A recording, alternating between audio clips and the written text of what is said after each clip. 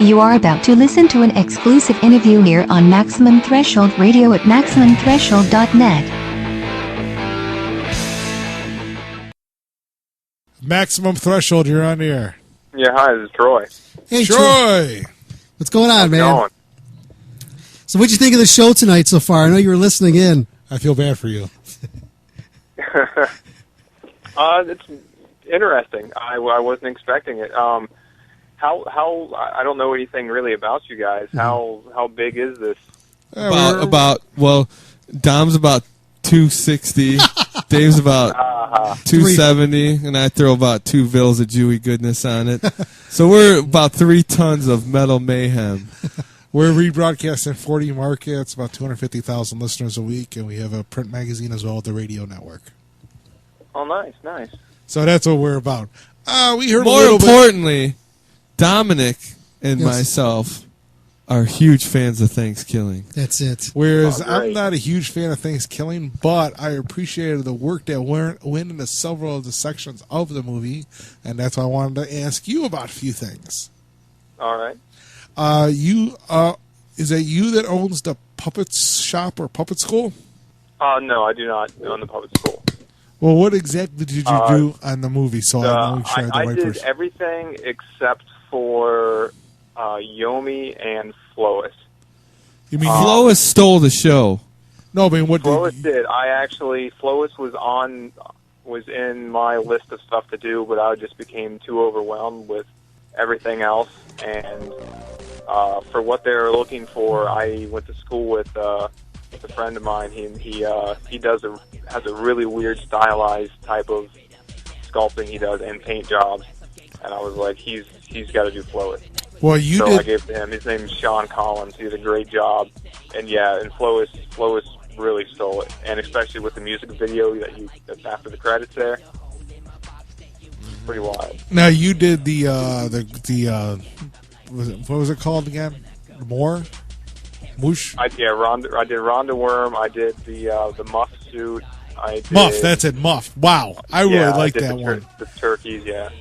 I did. Really liked the and Muff does not mean like sexual Muff. Sort of listeners that have not seen it yet. Yeah. He's like this. Looks like a warrior type, post-apocalyptic, futuristic warrior thing. It looks really kick-ass.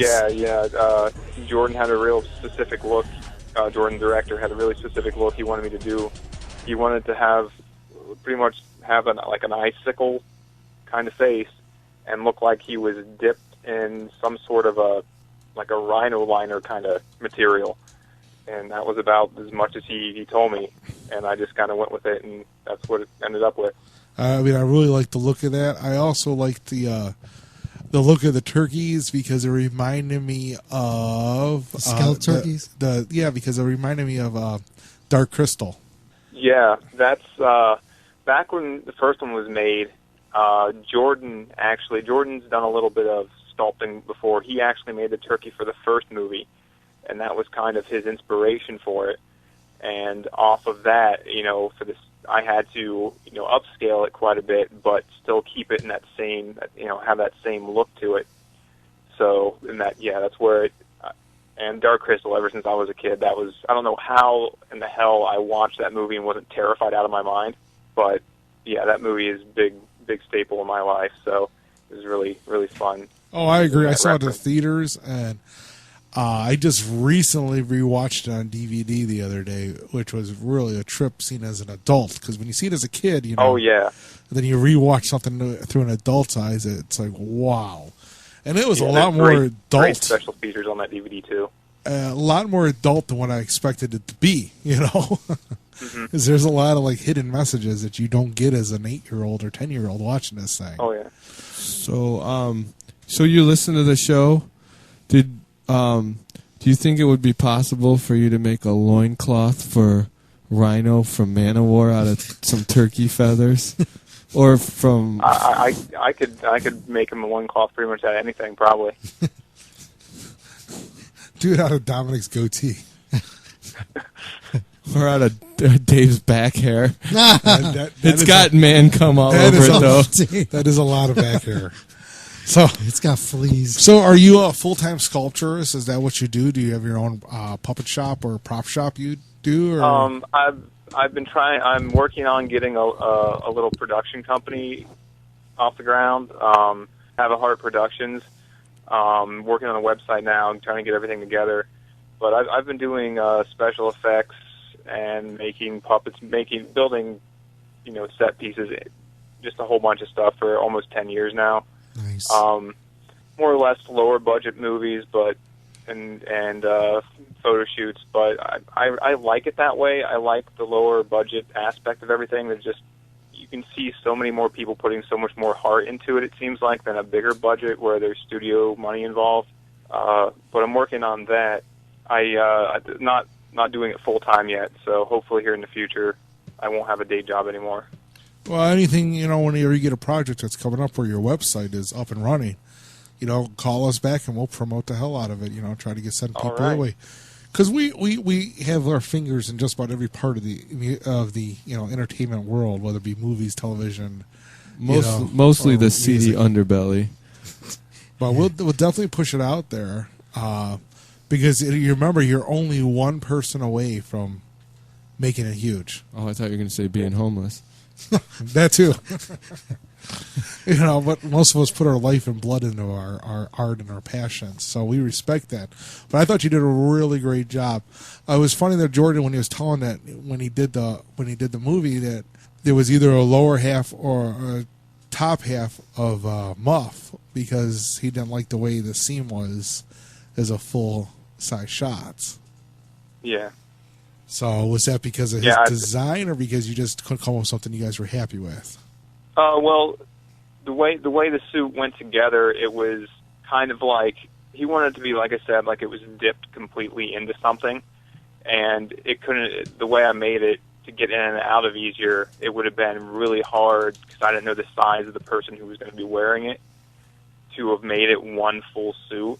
So I had to make it pants and then like a shirt, and it blended around like a raised up ridge that kind of went down line near the crotch and came back up. But he wanted it to look like it was just straight dipped in without that, and he didn't like how the way it matched up. So, you can't, as you know, work is a film in progress. Come on, George Oh Lucas. yeah, I mean, especially. Wait a minute. I Did you just say a work is a film in progress? A film is a work in progress. Jackass. But no, anyways, George Lucas will go back after a movie's done 10 years and fix things, So what else have you worked on? Give us some of your no-budget or low-budget films you might have done that we might have seen at Netflix at 2 a.m. or... we just had a premiere for a movie. Didn't really do a lot on it. Dead Woman's Hollow. That was filmed right here near where I'm at in Pennsylvania. It's roughly based on actual events that happened out here back in the 70s about two girls who go hiking in the woods and are stalked and end up being tortured by a guy in the woods. Is there a lot of nudity in that? There actually is. There's Of course. like two full frontals, so Awesome. That's the best day to be on the set. So, what part of PA are you from? well, I'm actually from Ohio, from right near Mount Vernon, Ohio, and I moved out here about 2 years ago. What part of PA? And I'm in Mercersburg. It's kind of near. It's right in the middle bottom, right above the smallest part of Maryland. Oh, wow. So you're barely in Pennsylvania. Well, it's about 4 hours into it. So It's a big state. so yeah.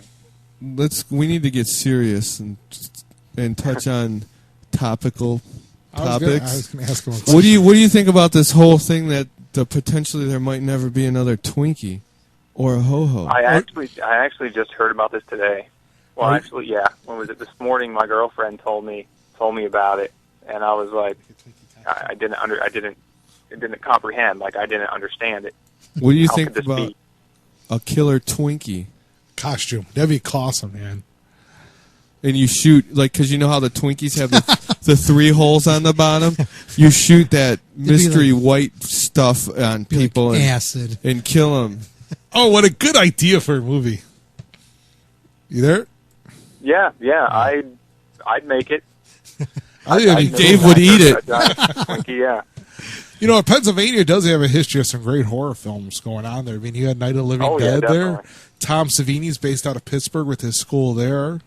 Yeah, You know, I actually Sex and the went to City. that school. Oh, you did? I actually hung Yeah. around Tom a couple times. I'm a whip artist on films, too. I did stunts on a few and taught the actors and actresses how to use a whip on a few productions. So me and Tom talked about that because he did it on Dust to Dawn. So, Yeah. so you went to Tom's school. Now, what was he really like? I heard like negative and positive coming back from people that went to his school. Some said they really liked him, and some said they didn't like him after actually being around him all the time. He's not there much. It's kind of sadly it's more so his name on it, and that's almost it. I mean, maybe it's changed. I was only in the 4th class that ever graduated from there. I know it's upgraded quite a bit since then, but he wasn't around much. He was a nice guy. He took us all out, took me and a group of friends out to dinner, showed me his old shop in downtown Pittsburgh, and all that. You know, that was great because we're walking around seeing old relics from Friday the 13th and Creepshow, just kind of sitting there. But that was pretty wild. Well, that's cool. What's the name of the production company you're starting again, so we can at least get the name, like the buzz started a little bit? Have a Heart Productions. Have a Heart Productions. Very cool. So, what was some of your favorite parts about working on Thanksgiving 3? Tell us a little anecdote, and tell me what the worst part of working on Thanksgiving 3. Okay, well, let's start off with the worst. The worst part is where I work. This time of the year right now is the busiest, and we filmed it in January. So this time last year, I was really working on stuff. So I was working day job, 12-hour days, coming home and working in my basement, which doesn't have any heat. And I got really sick working on stuff because it was so cold. I was wearing a full jumpsuit and hoodies and everything, and I just got really sick a couple of times because that's all I was doing. I was getting 4 hours of sleep, going to work, going down in the basement, working on this in the cold. But I mean, it was a great experience, though, looking back on it now. But everything about working on the movie on set and everything was great. I've known Jordan since the first one, and Jordan and Kevin, great guys. And it was probably the best experience I've ever had on set. There was never a day where anything was stressing anybody out. If something was, everybody worked together to help everybody else out. It was a really good group of guys working on it. Okay. Now, second question, which was brought up during the, I guess during the screening, there was a question and answer session. I don't believe the answer they gave, because the question was how much drugs were on the sets when it came up with some of these ideas, and the answer was none. And I'm having major trouble after watching the film to believe there wasn't a single day that there were no drugs on the set. We were filming the majority of the stuff on a soundstage at LMU University, and this was over Christmas break out there. So we had some students as interns, so which is good because we didn't have to pay them. But because it was on school campus, there were nobody even attempted to do anything like that. But I wasn't there for the filming in South Dakota, so I can't vouch for anything that did or didn't happen there. I mean, once we left set, though, it's a different story. But and we on set, no. We had another question that was brought up, but it wasn't actually asked out loud at the screening. And it was this. Was there any idea presented that was said, no, we can't do that, that's just too stupid? You asked it completely wrong. Sorry. Was there any idea that you guys left out and thought was just too outlandish? I mean, there was a gay worm and the robot muff and even the Pluckinator, or whatever it was called, 1000, the original one, talked. And Flois, Flois came out of left field and stole the movie. Well, I mean, if you've seen the first one compared to this one, like when I first read the first draft of the script, I was, what the? I mean, I had no idea that this was coming. And then talking to him a bit, we had a few ideas of just random stuff, but nothing really major. I don't think got cut out. We were talking about a couple scenes, maybe having a weird when Turkey is talking about downloading. Well, I don't want to throw out any spoilers, but when Turkey is talking about his massive plot, and there's like a little montage of what he's saying happening. It was gonna end with him like going off track and like him having sex with a various animal that we were gonna get. Gonna try to get like a goat or something weird. But it was just gonna be him going on his big rant of trying to do his master plan, and then everybody's just looking at him all weird because he ends with him having sex with an animal. So why didn't he bang Flo? She seemed up for anything. Well, he did it with his chainsaw dick. Yeah, he did. Yeah, I know. Yeah, but like in the first one, he banged that chick, didn't he? Or, yeah. He's the gravy flavored condoms. So now that you're Have a Heart production, this is in the real world though. Yeah. And is Have a Heart Productions gonna possibly work on the set if they make a sequel to Black Devil Doll? That's another favorite of the show. Yeah. I'd like to. I'll try to get a hold of those guys. See if I can do something. Hey, did you do the? I know you said what you did Yomi, and you didn't do Yomi, and you didn't do one of the other things. Did you do that scene where the mom turkey gets cut in half, like split down the center? Yeah. That was really nice quality work. I really like that.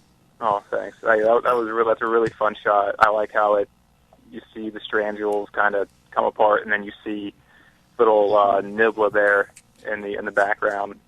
But yeah, that Nibbler puppet, the kid, that was weird because I kept doing little mock-ups of it and sending it to Jordan. He's like, no, I want it crappier. The idea of that puppet was these are actually puppets, and when they're born, they're really crappy, and then they evolve. They grow up, they evolve into a better puppet. So that's what the idea was behind that little puppet looking like a little felt piece of crap. He's my favorite in there. Did you do the skeleton ones in the backyard? Yeah, those were really nice too. But hey, we gotta get this wrap this up. Why don't you tell us where we can find your work and how to get a hold of you? And well, I mean, as of right now, pretty much Facebook is the only thing I've got going on. Have a Heart Productions at Gmail email address. My personal Facebook page is around if you can find it. I really don't want to announce that over here, but we only have 250,000 listeners. Don't worry about it. David K. Okay, well, it's Facebook /TRO7FX. Cool. And whenever you do a station promo before you leave, just state your name, that you're the production maker or model maker on Thanksgiving 3, and that you listen to Maximum Threshold. All right. How's it going? I'm Troy Smith, puppet maker for Thanksgiving 3, and you're listening to Maximum Threshold. Thank you very much. You have a great day. Gobble, gobble. All right, guys. That's right. You guys take care now. Thanks again, Troy. Moose apple. Oh, no problem. Have a good one. You too. Bye. Later. Thank you for listening to an exclusive interview here on Maximum Threshold Radio at MaximumThreshold.net.